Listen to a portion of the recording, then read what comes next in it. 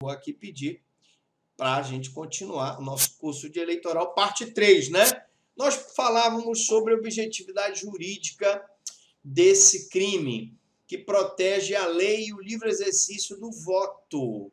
Então, impedir o eleitor de votar é impedir o livre exercício do voto, a liberdade do voto, que é uma garantia eleitoral e constitucional. Esse crime é um crime comum, que pode ser praticado por qualquer pessoa. O sujeito passivo é o Estado, o sujeito passivo é o Estado sempre porque ele tutela os bens jurídicos protegidos pelo direito penal e aqui pelo direito eleitoral, e o eleitor, que é a pessoa prejudicada no seu bem jurídico, ele é o sujeito passivo, porque ele é o titular do bem jurídico protegido pelo Estado. E qual é o bem jurídico, doutor Franco? O exercício do voto. Ele tem o direito a votar. Então, os núcleos são semelhantes aos crimes do artigo 293, só que ocorrem em momentos diversos. Neste, porém, tem sua lesividade numa fase mais adiantada do processo eleitoral, porque ele vai acontecer quando ele vai exercer o direito do voto dele, né?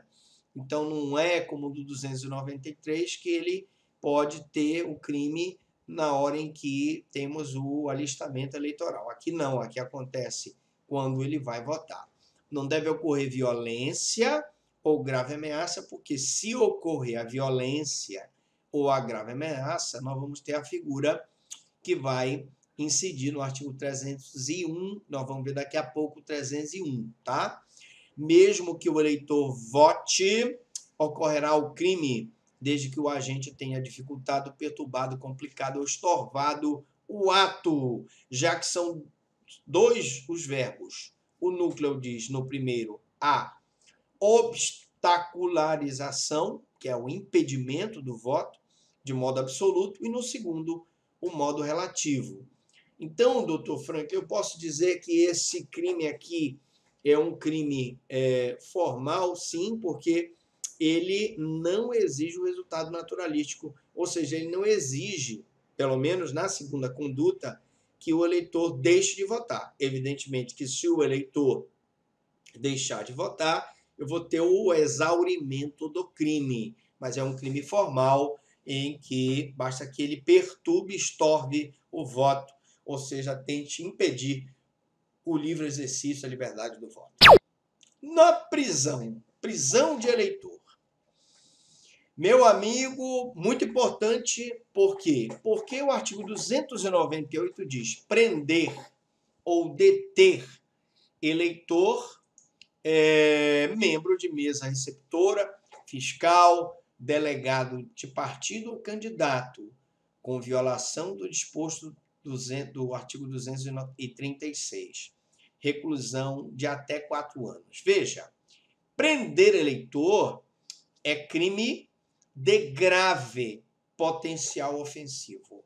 Significa dizer que não tem juizado especial, não tem transação penal, não tem aquela previsão de não haver prisão em flagrante, ele pode ser preso em flagrante, quem prende o eleitor, ou fiscal, ou delegado de partido, porque a reclusão é até 4 anos.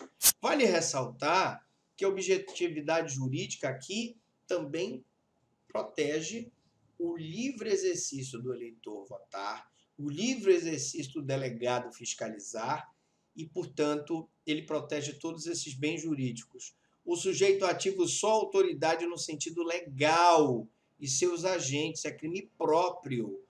Por quê? Porque eu posso ter a prisão de um eleitor. Agora, vamos deixar bem claro. Doutor Franklin, o cidadão está em flagrante delito de um crime. Por exemplo, o cara está agredindo a esposa, ele é eleitor. No dia da eleição, eu posso prendê-lo? Claro que pode. Está em flagrante delito de um crime. Veja bem, você, pessoa do povo, pode prender quem está em flagrante delito. E as autoridades policiais devem. Então, aqui, a prisão do eleitor, ela deve ocorrer naquelas situações de flagrante de crime inafiançável. Então, só para dar um exemplo, estupro, feminicídio, tráfico de drogas, crime organizado, lavagem de dinheiro, crimes inafiançáveis, estelionato, extorsão com resultado morte, sequestro com resultado morte, crimes hediondos de uma forma geral, tortura, terrorismo, são crimes inafiançáveis e as pessoas que praticam esses crimes no dia da eleição podem ser presos. Eu estou falando daquelas hipóteses legais em que a pessoa não poderá ser presa porque está impedindo o direito do voto. Então, vamos lá. Então, doutor, a prisão aqui é no sentido legal, recolhendo o sujeito passivo ao presídio ou à delegacia, formalizando o ato. Então, aqui eu estou tipificando a conduta da autoridade policial que coloca a pessoa na delegacia ou no presídio e formaliza o auto de prisão em flagrante. Deter aqui aparece como verbo núcleo, do tipo para não ficar em hipótese alguma fora da abrangência da norma. Isso significa manter a pessoa sob custódia, normalmente delegacia ou quartel, não formalizando o ato, com as costumeiras detenções para averiguação, e são totalmente proibidas pelo nosso ordenamento jurídico. O crime não será eleitoral se a prisão ou detenção for por razão estranha ao cerceamento do voto, sem finalidade direta eleitoral. Então, o que eu disse, aqui, prender ou deter eleitor, membro de mesa, receptora fiscal, delegado ao partido, com violação do disposto 236. Se a autoridade está prendendo um feminicida, um estuprador, uma pessoa que pratica um crime hediondo, ela não está praticando o crime eleitoral. Eu estou aqui falando de situações em que nós vamos ter que a pessoa não pode ser presa por ocasião da eleição e ela é presa. Então, o que é que diz o Código Eleitoral? Vamos dar uma lida. O artigo 236 do Código Eleitoral diz: nenhuma autoridade poderá, desde 5 dias antes e até 48 horas depois, prender ou deter qualquer eleitor, salvo em flagrante de crime, flagrante delito ou em virtude de sentença. Olha o que diz hoje a nossa Constituição Federal, em consonância com o artigo 236, parágrafo 1º do Código Eleitoral. Os membros de mesas receptoras e os fiscais de partido, durante o exercício de suas funções, não poderão ser detidos ou presos, salvo o caso de flagrante delito. Da mesma garantia gozam os candidatos desde 15 dias antes da eleição. Esse dispositivo ele foi revogado, mas analogicamente continua valendo, porque eu disse aqui, olha, nenhuma autoridade poderá, desde 5 dias antes e até 48 horas depois, prender ou deter qualquer eleitor, salvo em flagrante delito. Então, eu posso prender a pessoa que está praticando um crime inafiançável? Posso. Devo. Eu posso prender o eleitor para impedir ele de exercer o direito de voto? Não. Eu posso prender o fiscal de partido que está exercendo fiscalização eleitoral nos 5 dias antes até 48. Eu posso prender o candidato? Não. Salvo se ele praticou um flagrante de crime inafiançável ou se eu já tiver uma sentença condenatória transitada em julgado, em que foi expedido pelo juiz o mandado de prisão. E aí tudo bem. Tá? Ok? Bom, corrupção ativa e corrupção passiva eleitoral. Nós poderíamos, meus amigos, falar a noite toda sobre isso.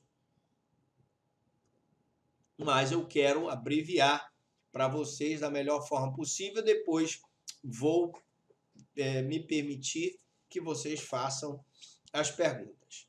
O que é a corrupção ativa e o que é a corrupção passiva eleitoral? Dar, oferecer ou prometer, solicitar ou receber para si ou para outrem dinheiro, dádiva ou qualquer outra vantagem. Então, você está corrompendo ativamente, você está dando, oferecendo, prometendo, solicitando ou recebendo para si ou para outrem dinheiro ou vantagem. O ato de dar é a corrupção ativa. O ato de oferecer é a corrupção ativa. O ato de solicitar ou receber é a corrupção passiva. O candidato que dá areia, barro, cimento, tijolo, né? Todas essas coisas está praticando a corrupção eleitoral, certo? O candidato, o eleitor que solicita para o candidato, olha, me dá a telha aí para minha casa que eu vou votar em ti. Me dá uma cesta básica que eu vou votar em ti. Me dá um dinheiro. Ele recebe esse dinheiro para si ou para sua família.